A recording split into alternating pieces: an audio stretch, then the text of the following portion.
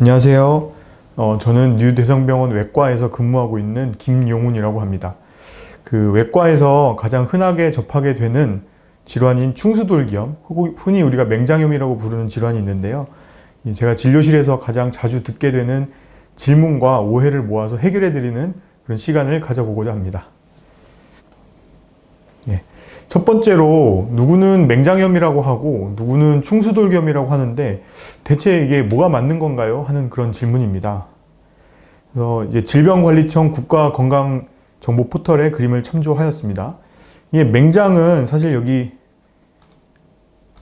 이 그림에서 보는 것과 같이 이제 빨간 동그라미 부위에 표시된 것처럼 대장의 맨 끝부분을 맹장이라고 부르고 이 맹장에서 꼬리처럼 이렇게 튀어나와 있는 부위를 충수돌기라고 부릅니다. 그러니까 사실 맹장염은 대장의 염증을 뜻하기 때문에 정확한 명칭이 아니고 이 충수돌기염이 정확한 명칭이 되겠습니다. 충수돌기염은 말 그대로 이 꼬리처럼 생긴 충수돌기라는 이런 구조의 염증이 생긴 질환으로 가끔은 충수돌기 내부에 돌이 있어서 발생하기도 하고 가끔은 이게 염증이 심하면은 터져서 복막염을 일으키기도 하는 그런 질환이 되겠습니다.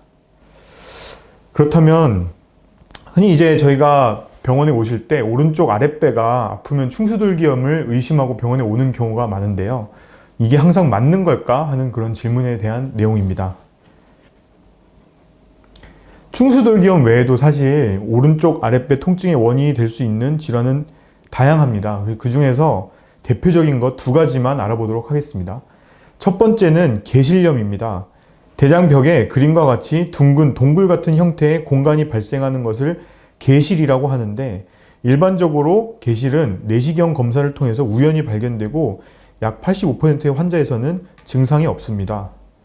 다만 이 동굴 같은 공간 내부로 대변이나 오염물질 등이 끼어서 염증을 일으키는 것을 개실염이라고 하는데 우리나라에서는 특히 이 개실염이 맹장, 상행결장 등 오른쪽 대장에서 흔히 발생합니다.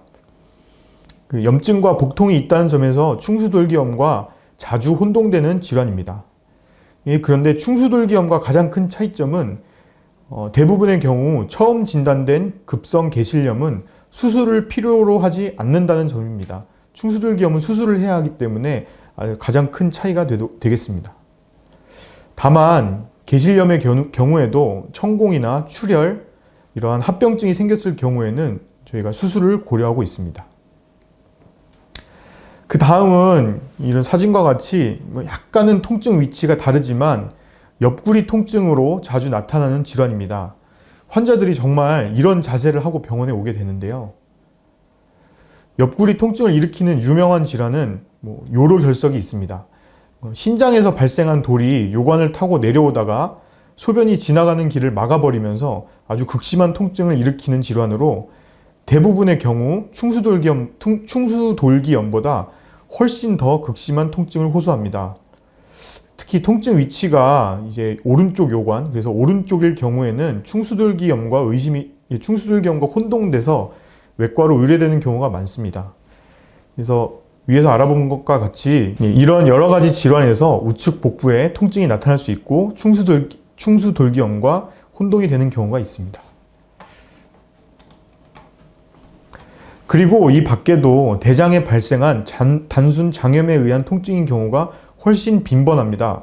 오른쪽 아랫배가 아프다고 해서 무조건 충수돌기염이 아닐까 하고 걱정할 필요는 없다는 뜻입니다. 그렇다면 단순한 오른쪽 아랫배 통증 말고 어떤 증상이 중요한 걸까요? 환자들이 저희 병원에 와서 이제 통증을 표현할 때 1번과 같이 처음부터 오른쪽 아랫배가 너무너무 아팠다고 하시는 분들이 있고 2번처럼 처음에는 윗배나 배가 전반적으로 아픈 그런 통증이 있다가 시간이 지나면서 오른쪽 아랫배로 통증이 이동했다고 호소하시는 분들이 있습니다. 그래서 여러분은 혹시 이 중에서 어떤 것이 충수돌기염과 더 관련이 있다고 생각하시나요? 정답은 두 번째입니다. 그래서 충수돌기염에서 오른쪽 아랫배가 아픈 것이 중요한 증상인 건 맞지만 대부분의 경우 처음에는 배꼽이나 명치 주변에서 통증이 시작해서 오른쪽 아랫배로 시간이 지나면 통증이 이동하는 그런 경과를 보이게 되고, 이러한 증상을 호소했을 때 저희가 충수돌기염을 조금 더 강력하게 의심하게 됩니다. 저 같은 경우에도 진료실에 환자가 왔을 때 이렇게 처음에는 여기가 아프다가 오늘 아침부터 오른쪽 아랫배가 너무너무 아파요, 이렇게 말씀하시는 분들이 있으면은 오늘은 응급수술을 하나 더 하겠구나 라고 마음을 다잡게 되는 그런 대표적인 증상이라고 말씀드릴 수 있겠습니다. 그렇게 통증의 이동이 중요한 단서이고, 그 밖에도 설사나 울렁거림, 구토 등의 증상이 동반되었는지 여부도 중요합니다. 이게 염증이 있을 때 나타나는 증상이기 때문이죠. 지금까지 알아본 바와 같이 충수돌기염은 정말 다양한 양상으로 나타나는 질환이고, 증상을 말로만 들어서는 판단이 어려운 경우가 대부분입니다. 그래서 대부분의 경우 문진과 진찰만으로 판단하기보다 추가적인 검사를 통해서 충수돌기염이 실제 있는지 여부를 판단하게 됩니다. 그렇다면 네 번째로 충수돌기염이 의심되는 환자에게 무슨 검사를 해야 될지 알아보도록 하겠습니다. 가장 먼저 떠오르는 것은 단연 CT 검사입니다. 금식이 되어 있는 환자에서 주사를 통해 조영제를 주입하며 검사를 하는 방식을 보통 사용하게 되는데요. 복부 CT를 촬영하게 되면 거의 모든 충수돌기염을 진단할 수 있습니다. CT에서는 충수돌기염이 있는지 여부뿐만 아니라 얼마나 심한지, 천공이 있는지 없는지, 주변 장기에 어떤 영향이 있는지 등을 비교적 정확하게 볼 수 있다는 장점이 있습니다. 다만 환자가 임신 상태이거나 기타 여러 가지 이유로 CT 촬영을 할 수 없는 경우 초음파 검사로 대체하는 경우가 있습니다. 그렇다면 다섯 번째로 충수돌기염으로 진단되었을 때 수술은 어떻게 하게 될까요? 요즘 급성 충수돌기염 수술의 표준은 복강경 수술입니다. 배에 구멍을 뚫어서 그 구멍으로 카메라가 들어가서 배 안쪽을 눈으로 보면서 긴 막대기 같은 수술 도구로 충수돌기를 찾아 잘라내는 방법인데요. 보통 배꼽 아래, 그리고 아랫배, 왼쪽 아랫배 이렇게 세 부분에 구멍을 뚫어서 수술을 진행하게 됩니다.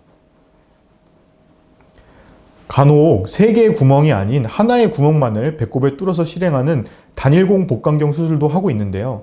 이 수술은 3개의 구멍을 뚫은 것에 비해 기술적인 난이도가 있고 수술하는 양손의 움직임이 자유롭지 못하다는 제한점이 있어 누구에게나 할 수는 없고 제한적인 경우에 시행이 가능합니다.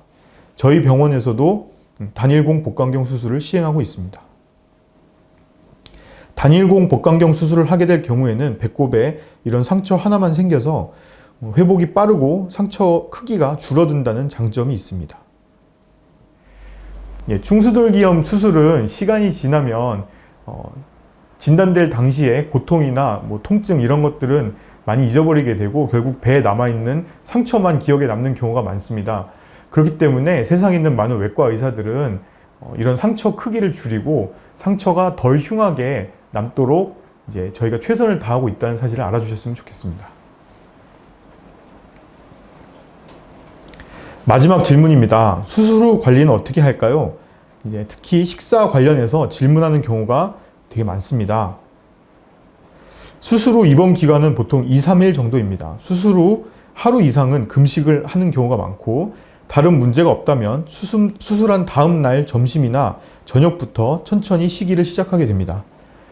수술 상처 3군데 실밥이 남게 되는데요. 보통은 수술하고 열흘에서 2주가량 지난 뒤에 실밥을 제거합니다. 퇴원 후에 식사하는 것도 많이 궁금해 하시는데요. 사실 장을 직접 자르거나 손상을 주는 수술은 아니기 때문에 과식이 아니라면 뭐든지 드셔도 관계는 없습니다. 지금까지의 궁금증들을 정리해 보겠습니다. 맹장염의 정확한 명칭은 급성 충수돌기염입니다. 전반적으로 배가 아프거나 명치 주변이 아프다가 오른쪽 아래로 통증이 이동하는 것이 매우 중요한 증상입니다. CT나 초음파 검사, 혈액 검사를 통해 진단하게 되고 전신 마취 하에 복강경 수술을 시행하게 됩니다. 여기까지 저희가 준비한 내용을 모두 마치도록 하겠습니다. 시청해 주셔서 감사합니다.